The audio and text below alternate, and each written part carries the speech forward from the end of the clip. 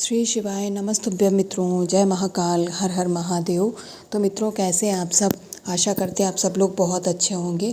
मित्रों, आप सबको पता है कि आज है 7 अगस्त और आज है सावन का आखिरी गुरुवार का बहुत ही प्यारा सा दिन है। यानी कि अब जो गुरुवार पड़ेगा तब सावन नहीं रहेगा, सावन समाप्त हो जाएगा। अब अगले वर्ष ही हमें सावन का अवसर मिलेगा जब हम इन उपायों को कर सकेंगे। तो इसलिए आज जो 7 बिंदी वाला बेलपत्र पे 7 बिंदी लगाने वाला विशेष उपाय है उसे ज़रूर करिएगा। आपकी सारी इच्छा, सारी मनोकामना पूर्ण होगी। तो सबसे पहले उपाय को जानते हैं, आखिर इस मनोकामना पूर्ति के लिए 7 बिंदी वाला उपाय हम कैसे करने वाले हैं। मित्रों, यहाँ पर आप लोगों को स्क्रीन पे चंदन दिख रहा है। आपको 1 से 2 चुटकी चंदन लेना है, लाल वाला।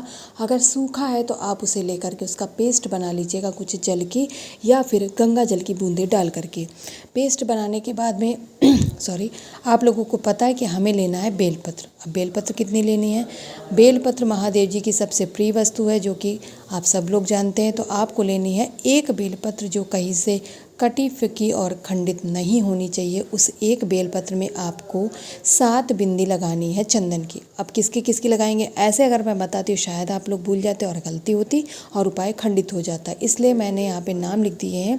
पहली बिंदी आप भगवान शिव जी के नाम की लगाएंगी, दूसरी बिंदी भगवान गणेश के नाम की, तीसरी बिंदी भगवान कार्तिकेय के नाम की, चौथी बिंदी माँ पार्वती की, पाँचवीं माता अशोक सुंदरी के नाम की, छठी नंदेश्वर महादेव जी की और 7वीं और अंतिम बिंदी शिव जी की जो 5 बेटियां होती हैं उन सभी 5 बेटियों को नाम लेकर के आपको इन 5 बिंदियों जो 7 बिंदी लगानी है उस बेलपत्र पे अच्छे से लगा लीजिएगा। ठीक है। बेलपत्र पे बिंदी लगाने के बाद में जब आपकी यह बेलपत्र तैयार हो जाएगी, इसे उठाएंगे।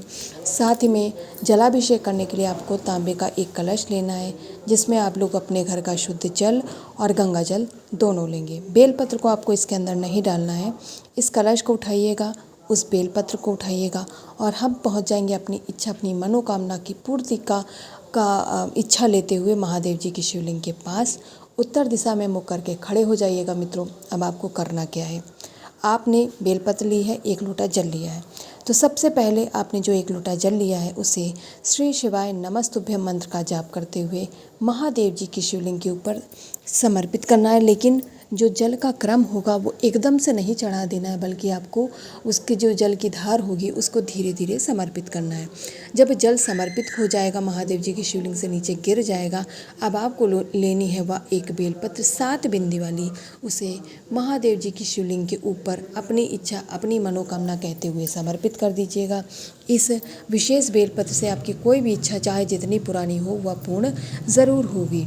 तो पहला उपाय 7 बिंदी वाला समझ गए, ऐसे मैं आशा करती हूँ। अब चलिए वीडियो में हम दूसरे उपाय की बात करते हैं। मित्रों, जो आज हम लोग दूसरा उपाय करने वाले हैं वह आपके जीवन से रोग बीमारियों को दूर भगाने का उपाय है। इसके लिए स्क्रीन पे आप लोगों को चावल के दाने दिख रहे हैं।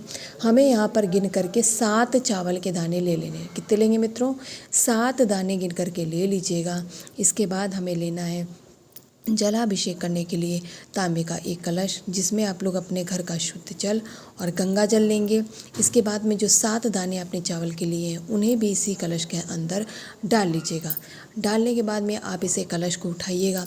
अब आप लोगों के मन में एक प्रश्न चल रहा होगा कि चावल के दाने यदि हम डालेंगे तो गीले हो जाएंगे और खंडित हो जाएंगे। तो मित्रों, पहले से डालकर नहीं रखना है। जब आप महादेव जी की शिवलिंग के पास पहुंच जाएं, आप तब डाल दीजिएगा, जिससे चावल के दाने भीग करके खराब नहीं होंगे।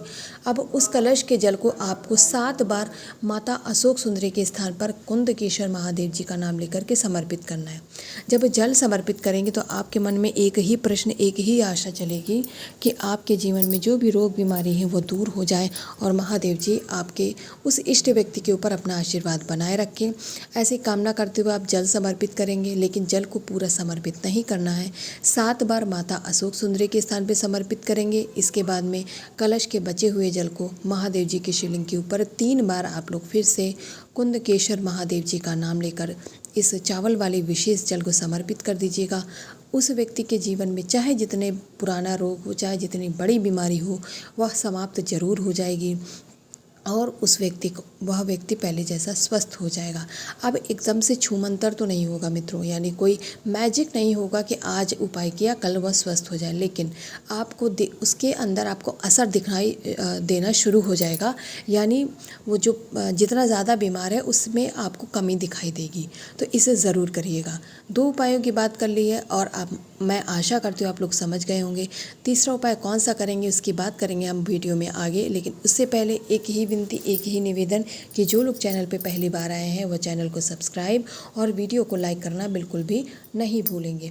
जो आज हम लोग सावन के आखिरी गुरुवार के दिन तीसरा और अंतिम उपाय करेंगे, वह आपके जीवन के कष्ट, आपके जीवन की परेशानियों को दूर करने का उपाय है। सामने स्क्रीन पे आप लोगों को काली मिर्च दिख रही है मित्रों। यहाँ पर इस बार हमें इस उपाय में गिनती नहीं करनी, बल्कि आप लोगों को एक चुटकी ले लेना है।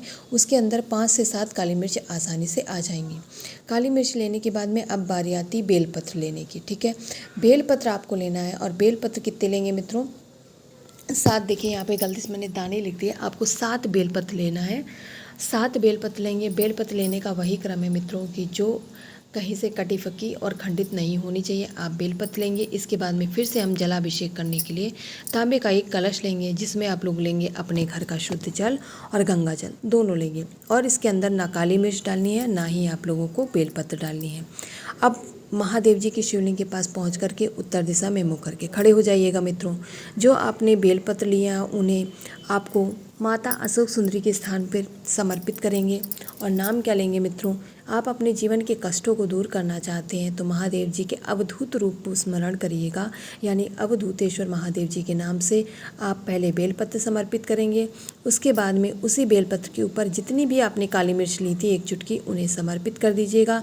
एक ही विनती, एक ही निवेदन करेंगे कि आपके जीवन में जो भी परेशानियां हैं, चाहे धन संबंधी कष्ट हो, चाहे चाहे रोग बीमारी संबंधी कष्ट हो, चाहे जैसा भी कष्ट हो, उसे दूर करने का निवेदन करेंगे महादेव जी से।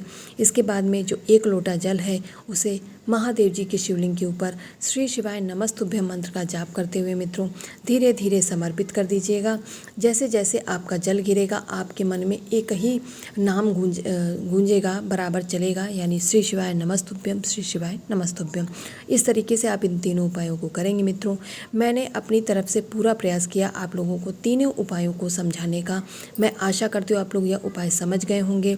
तो आप लोग इन उपायों को ज़रूर करिएगा। महादेव जी का आशीर्वाद आप सभी पर प्राप्त होगा। तो जाते जाते कमेंट सेक्शन में महादेव जी का कोई सा भी एक प्यारा नाम लिखते हुए जाइएगा मित्रों। आप लोगों का दिन मंगलमय हो। श्री शिवाय नमस्तुभ्यम।